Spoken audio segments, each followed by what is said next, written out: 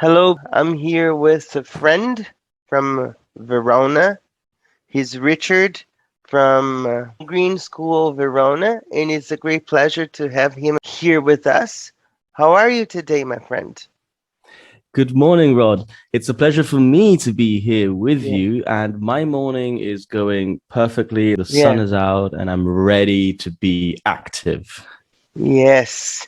I saw your content on TikTok. Could you tell us how did it all start? Because it's Yeah, amazing.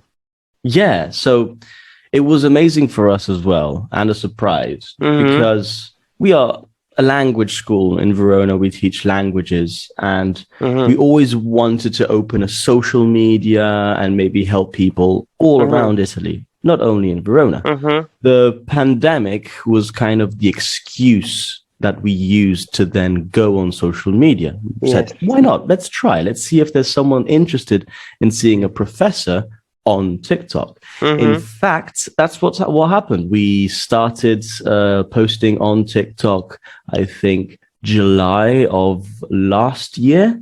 Mm-hmm. And in 1 year, we managed to reach 220,000 people. So it seems Wow. like it did work, and people are actually interested Mm-hmm. in learning English, especially in the Mm-hmm. quarantine or lockdown period. Yeah, I agree with you because I started my YouTube channel during lockdown and during pandemic and everything. Mhm. Why did you choose TikTok?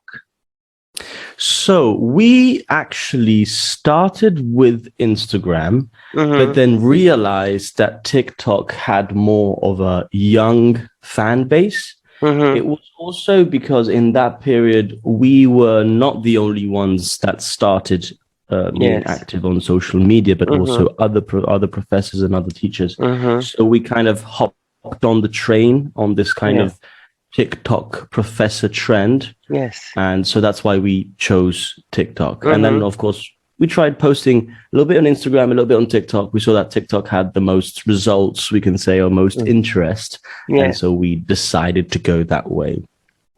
How does it feel for you to be at this point now with so many followers getting so gigantic?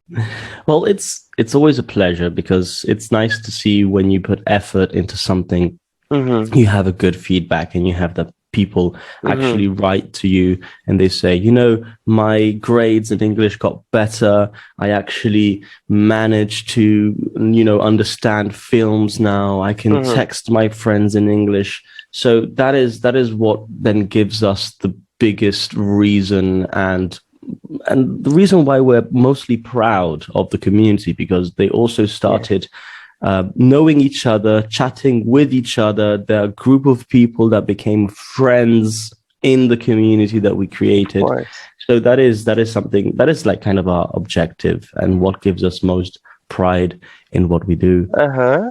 I agree. Do you prefer the short videos or the live streams? Ooh, personally, I prefer the live streams. Live Yeah. streams because I get the chance to actually be connected Mm-hmm. with people in real life, like in Mm-hmm. real life time, kind of. Mm-hmm. And so they ask me the question in that moment, maybe because they Mm-hmm. are actually studying English and I can reply to them. Mm-hmm. But of course, TikTok prefers the short videos. That's how Yeah. the whole Because system works. yeah, Yeah. because we have to get the attention of people in 5 seconds. Yeah, that is usually it. We try to kind of feed TikTok what Mm-hmm. it wants. Mm-hmm. So we adapted the way we Mm-hmm. create contents and Mm-hmm. the way that we explain ourselves on what is more receptive for the people that are on the social media, because that is just the way that the social media in that case works. In Yes. fact, that's why we decided to separate as well the kind of Uh-huh. things that we do on TikTok and the things that we do on Instagram. TikTok is Mm-hmm. more like entertainment and fun Mm-hmm. and funny. Mm-hmm. Mm-hmm. Instagram is instead for people that actually need to study and need tips and tricks and they need to know what to do to study also like multiple languages together. Yes. Did you see yourself 10 years ago in this kind of teaching way, like on YouTube, or could you ever imagine that this would happen? No, I don't think that I mean, tricky question, because if we go and take it logically and say, okay, going towards the future, things have to be faster, they have to be more efficient, and they need to be a little bit more easy to access. So yeah, like sooner or later we would have had to go on.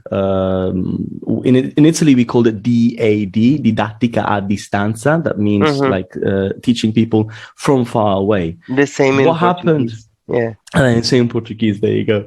And so what happened is that the whole pandemic and the whole situation, I think, just anticipated the whole thing. So I wasn't ready. I was absolutely not ready. I had to kind of get used also to understanding, especially because usually when you teach in person, it's easy to know if you're explaining things correctly or not, because you can actually have a feedback from the person in front of you. You can see it from their eyes, from their expression.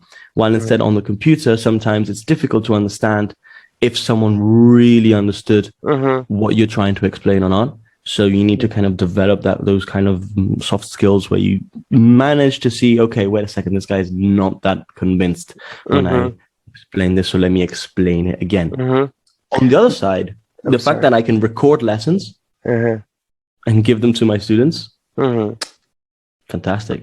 I mean, I do the lesson once a week. There's a group of people with which I do a lesson with, and most of them are present during the lesson, but sometimes they're not, because they know that at the end of the lesson, I am going to upload the recorded lesson, and that they can afterwards take a look at it. And in the recorded lesson, I'm going to be also addressing myself to them, to those people that are not there in that moment. And it really is good for people that especially work or have to study in universities, because their timetable is just chaotic, completely chaotic. So they need to be flexible enough. Yeah.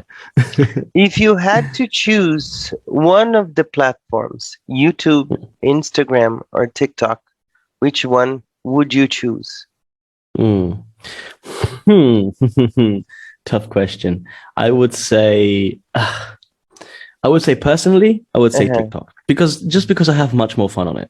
I have fun. We create funny things. So, and I'm a person that really, really likes to have fun. And so TikTok would be like my go-to, but I do understand that it's much more like all the things that we do on Instagram, much more useful for the people that are actually studying and need English.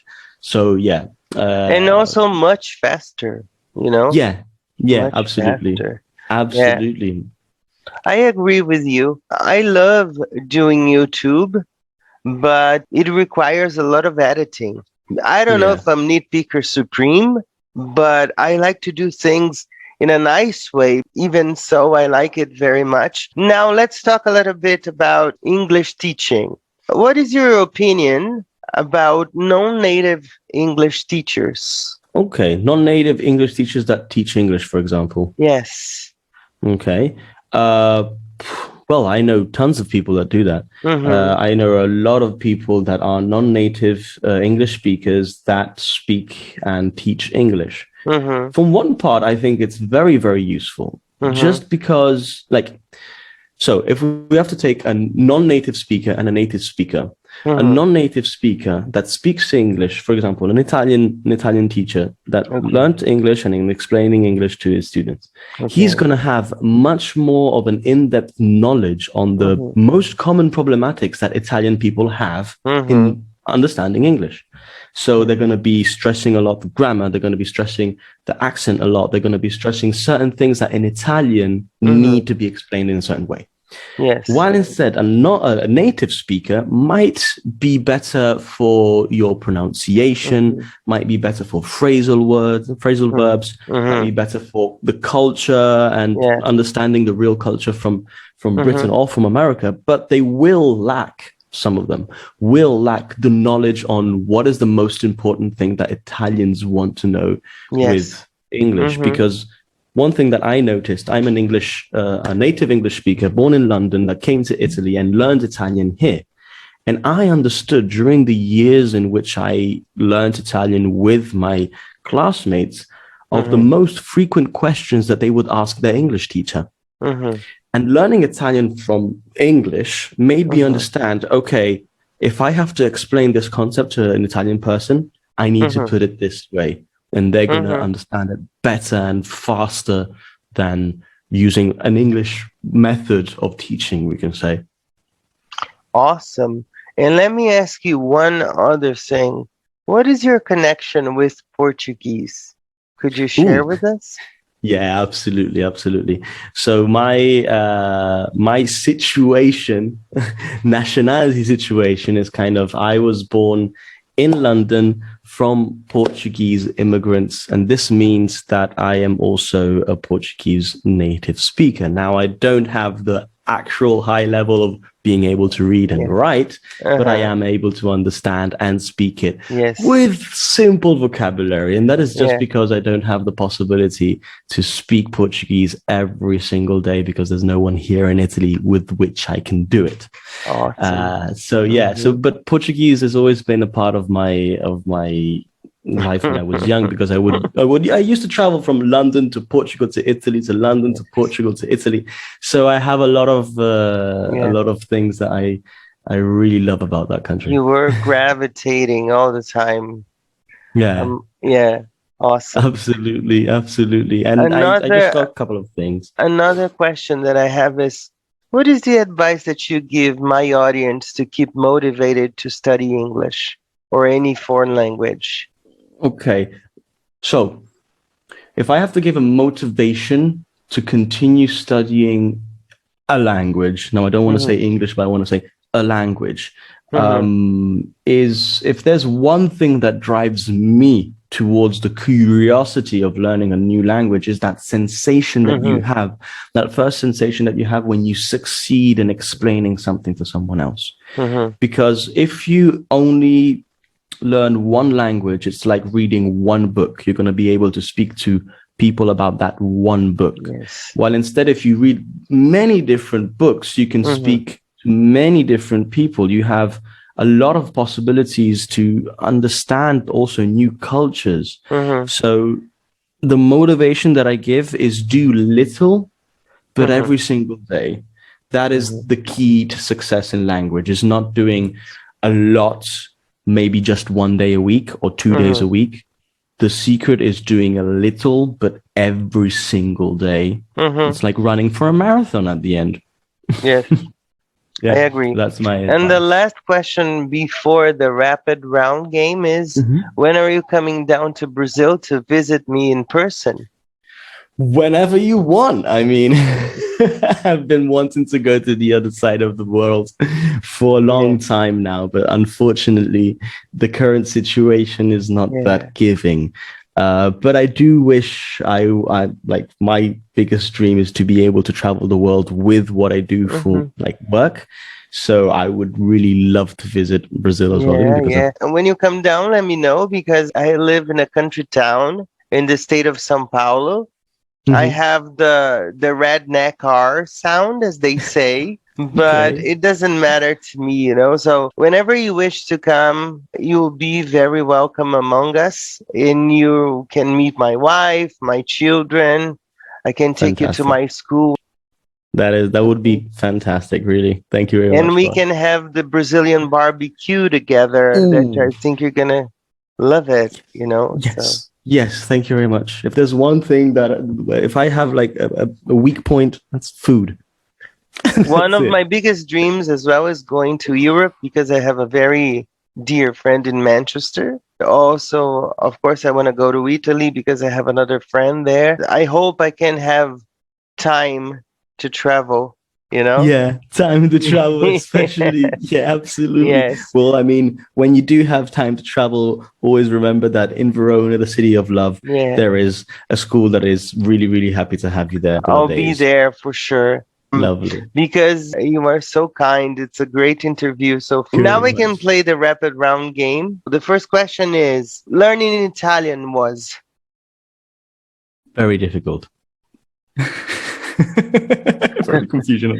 Teaching English on TikTok is? Teaching English on TikTok is satisfying. The trolls are? Fantastic. What do I you love it. mean? I love trolls. I love because when you get my opinion is when you get a troll, you have Yeah. someone with an unanswered need and unanswered question, Hmm. and sometimes they give me more motivation to actually explain things and Yeah. a lot of ideas. Actually, yeah, a lot Yeah. of creative ideas. My next station will be Poland, actually. Poland. I have great friends in Poland too. Italy or Portugal? That is, oh wow, okay. I have to say Italy. I have to say Italy, My even though family is. Portugal, Portuguese, My parents are. loving. Awesome. The most beautiful word in Italian for me is. Meraviglioso, The most beautiful word in English for me is. moist, The most beautiful word for you in Portuguese is. fado, Which fado. means fate, right? Yeah, exactly, exactly. Yes, Awesome. And also fado music, which I think is really that is beautiful. The last one from me is, if I had the chance to meet my own self 10 years ago, what would I tell myself? ooh. Don't worry, things will turn out. Awesome. Now you can ask me your questions. I'm on the hot seat. Yes. Okay, good. So, my first question for you is when I dance, I look like. A clown. When I teach, the most satisfying emotion is. To see that I am spreading a good message and my students learning so well. Okay. The most difficult English word to explain to a Brazilian is. Thoroughly. Thoroughly. Yes. If I had a dog, his name would be. Actually, I have a dog. Oh, okay. I didn't know. And her name is Jolie. We call her Her Jolie. name is Julie. Yeah, Okay. yeah. What advice did you get that was the most rewarding? Hmm. From my first principal when I started teaching English, she Mhm. told me, in a classroom, nobody knows better than you because you are the teacher. But at the same time, you have to be humble and understand and respect your student. And that's a lesson that I bring with me up to this day. You know, I like to Mhm. be humble, down to earth, do my very best, and especially listen to my students' needs. Lovely. Good. Fantastic. You know, Okay. Last one. okay. Kind of strange. Let's see if you. I want to see what you reply to this one. Mm-hmm. What do you think of when I say fruit? Apple. Okay. Good. Because You're a healthy person. I love Apple computers and I Oh, love okay. Apple as well. What? So last question. This is for British people because Okay. we have a very very big culture on Okay. apples. What is your favorite apple? The green one. Granny Smith. Yeah, Yes. Good. that's the The best best apple one. ever. The best one. Best apple of So, mashed my browns. dear friend Richard, for every guest, I have a sentence, a quote to take away. Mm-hmm. And something that I've learned is that telling people stories is amazing. Mm-hmm. And also, we help each other because, as I told you when we talked for the first time, I am a disabled person. And I always want to help as I am helped, Mm-hmm. and telling your story and plugging you and telling about your school, the people who work with you, for me is amazing. Once I was asked, you are a teacher who interviews or you are an interviewer who teaches? Mm. And I said, I love teaching. Teaching is my life. English is my addiction. And telling people stories is amazing. I can tell It you is. this. I told It them, is. One thing I've learned in life in a very hard way is that nobody does anything alone. Hmm. You know, It is true. you It is you true. can love your own company, but nobody does anything alone.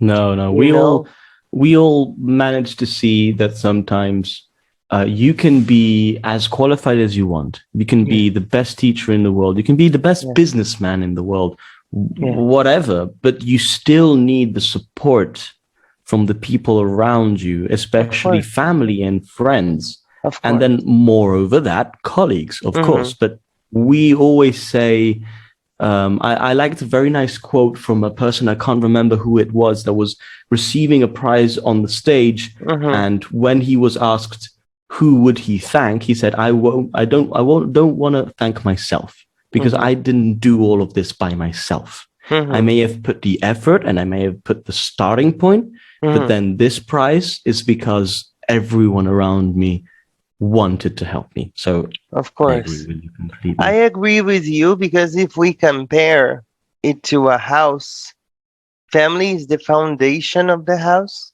and Mm-hmm. friends are the finishing of the house, Exactly. Yes, it is true. you know? Mm-hmm. So, well, we got to the end of the interview. It was awesome. It was amazing. This was my friend Richard.